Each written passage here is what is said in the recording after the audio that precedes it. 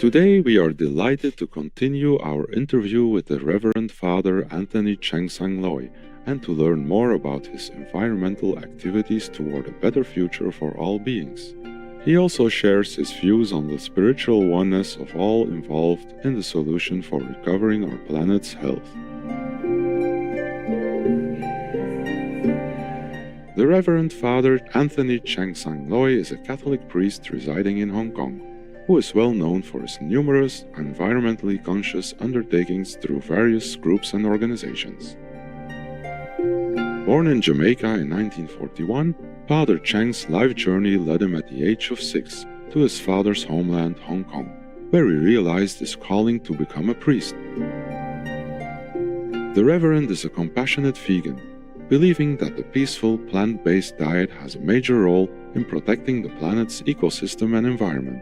Thus, for Father Chang, the relationship between faith and environmental protection makes a significant mark in his activities for the community.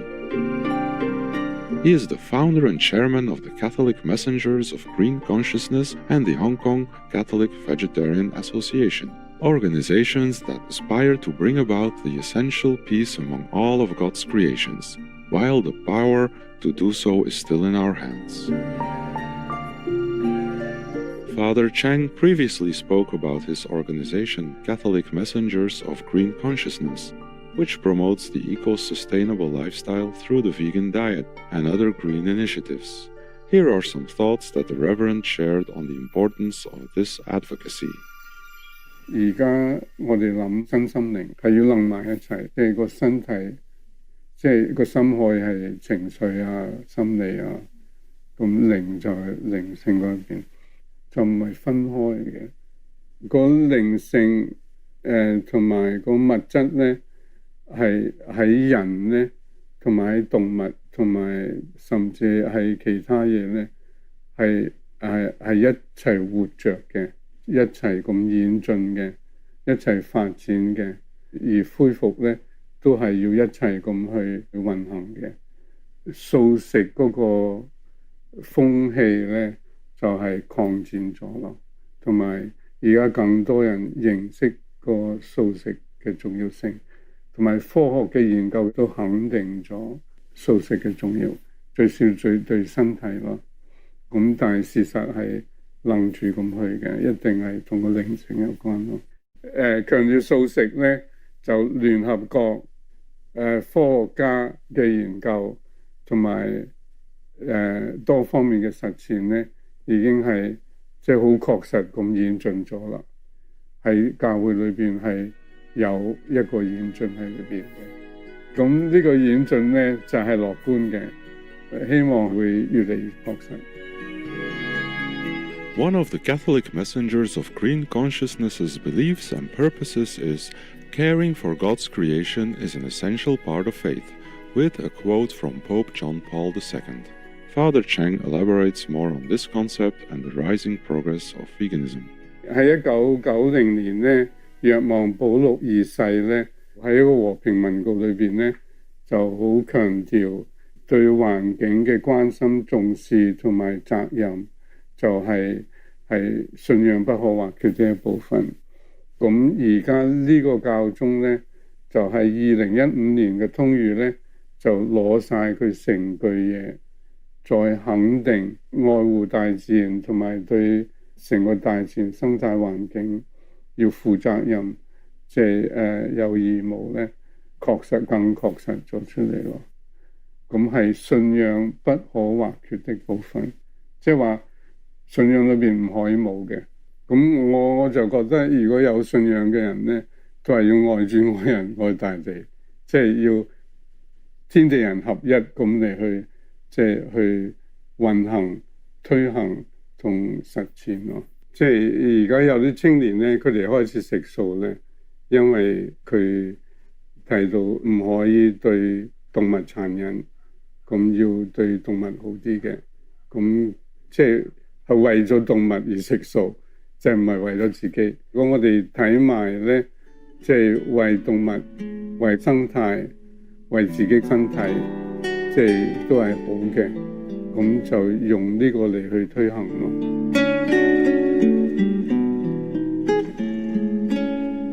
To experience God's love and wisdom in the death and resurrection of the cosmic Christ and the web of diversity and interactive relationship with nature. This is the fourth belief and purpose of the Catholic Messengers of Green Consciousness, on which the Reverend shared his insights. 基督降生成人啦，咁就係要救贖人類嘅，就係要提升人類嘅死亡，身體嘅死亡唔係個終結嚟嘅，唔係個骨頭路嘅，係有另外一個階段嘅，咁就係天國嘅階段，咁就變咗耶穌自己嘅死亡，因為復活就突破死亡同埋死亡一切嘅限制，咁佢死呢，都係因為人哋要處死佢嘅罪惡整死佢嘅，咁但係整死佢，但係佢都復活，咁即係話同時係突破罪惡咯，即係兩樣罪惡都影響個人，係一個束縛，咁罪惡更加影響個大地，即係其他人同埋動物同埋生態環境，因為罪惡破壞啊嘛，咁所以耶穌佢呢個死亡復活咧，突破死亡嘅骨頭路，同埋帶出希望同將來同埋永生。咁突破罪惡咧，就係話呢個罪惡嘅束縛咧，唔係絕對嘅，有神喺度，神先係絕對嘅，神嘅愛、神嘅救恩先係絕對嘅，所以係突破罪惡。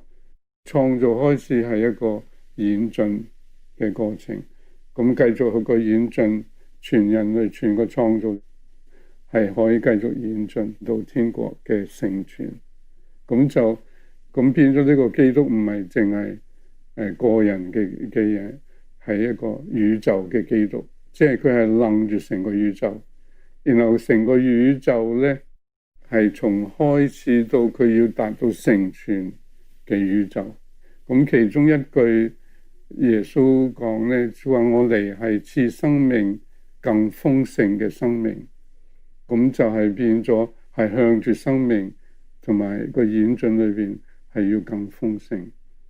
即係我哋而家咧就即係都我哋係需要咧係更肯定自己同埋肯定人，肯定個大地，咁變咗咧我哋而家需要喺呢方面咧做事嘅，識得珍惜自己啦。咁而係珍惜自己裏邊即係珍惜成個大地同埋人類，而願意一齊咁行呢條路。Compassionate viewers, we'll be right back after this constructive message. Please stay tuned to Supreme Master Television. Spiritual viewers, welcome back to Unity and Diversity Through the Vegan Diet. Interview with Father Anthony Chang Loy, Vegan, Part 3 of 3. Another well-known initiative of Father Chang, born from his realization of the significance of the plant-based diet, is the Hong Kong Catholic Vegetarian Association. Here are more details about this group from the founder himself. 即係諗住推行素食啦，咁我哋就揾幾個人一齊成立一個小組，咁就叫香港天主教素食會。咁有一組人出現咗，咁我哋就以呢一組人成立個會咯。咁而家就已經上軌道噶啦。咁但係啲成員未必係全部全素嘅，但係願意向住全素去漸進變全素。咁有定期開會，定期推行嘅，咁定期培育啊。咁裏邊都有啲人係可以教煮嘢嘅，係一個即係大家都認識。While talking about the importance of having faith in the 21st century during these challenging times, the Reverend Father Chang emphasized the universal oneness of all God's creation. 21世紀嘅情況同科學咧，係可以幫我哋嘅信仰更深化，同埋可以幫我哋去更了解神、了解天主。咁其中一樣咧係生物多樣性。咁生物多樣性係合一中嘅多樣性，或者多樣中嘅合一。咁如果英文咧就係 Unity in Diversity， 或者 Diversity in Unity。呢個咧可以幫我哋即係加深體會我哋話天主三位一體。咁個三位之中係一體嚟嘅。咁然後一體之中係三位嘅，咁就變咗即係神本身都係咁。咁如果係講即係神係愛咧，咁就彼此關係之中，即係彼此互動之中，即係出現嘅愛嘅能量，咁就天主嘅愛就係咁咯。佢創造係照住自己咁去做噶嘛。佢自己係咁創造出嚟啲嘢就係咁咯，多樣性中合一，合一中多樣性，即係本質係咁嘅。成個創造，成個宇宙本質係咁樣運行，咁連神都本質係咁樣運行。咁所以我哋了解我哋嘅神係咁樣咧，咁我哋要了解我哋自己。或者個教會，或者人類喺成個創造裏邊，因為21世紀生態危機係好嚴重，變咗個多樣性都好重要。但係嗰個物種嘅滅種，咁呢個係減少個多樣性啊嘛，咁啊害咗嗰個生態環境咯，咁同埋即係變得冇咁豐富咯。咁就要係強調個多樣性。咁所以如果我哋即係個信仰同21世紀嘅最好嘅得着混埋一齊咧，希望可以帶翻嗰個宇宙呢個世界尊重啊、珍惜啊、愛護啊、保護啊。Father Chang graciously delivered the final message of advice for our global viewers. 咁喺呢個過程裏邊咧，到21世紀咧，就已經係更肯定素食係必須嘅，咁就變咗同埋好嘅。對，如果我哋珍惜自己身體咧，素食係最好嘅。咁我哋珍惜動物咧，就唔會即係害到啲動物嘅，同埋自然咁樣做之中，包括埋珍惜個大自然。咁所以我哋就呢條路係好值得行，同埋好值得推行，同埋係必須嘅嚇。我係鄭生來神父 ，Be veg, go green to save our children, the human race, and our world.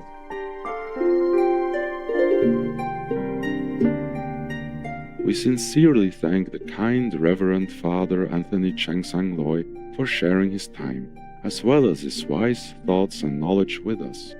May all our benevolent deeds and efforts in following God's clear messages through the sacred texts be carried out with success.